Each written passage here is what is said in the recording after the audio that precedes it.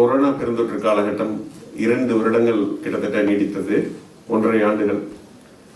பொதுவாக ஒரு பெருந்தொற்று காலம் ஒரு பெரிய ஒரு தடுப்பூசியை கண்டறிந்து அந்த தடுப்பூசியை பயன்படுத்தி ஒரு தொற்று நோயையோ அல்லது நோயையோ ஒழிக்க வேண்டும் என்றால் குறைந்தபட்சம் 8 ஆண்டுகளுக்கு மேல் காலம் எடுக்குங்கிறது தான் பொதுவான கணிப்பு. இதுவரை மருத்துவ ஆராய்ச்சியாளர்கள் எல்லாம் செய்திருக்கக்கூடிய முன் முயற்சிகள் அப்படிதான் இருந்திருக்கு.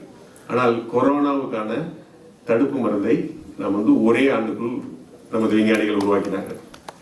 ஒருவேளை அந்த தடுப்பு மருந்தெல்லாம் உருவாக்கப்படவில்லை என்றால் நாம் இன்னமும் வீட்டுக்குள்ளேயே தான் இருந்திருக்கணும். பெரும்பாலானவர்கள் அதனுடைய தாக்குதலில் இருந்து மீள முடியாமல்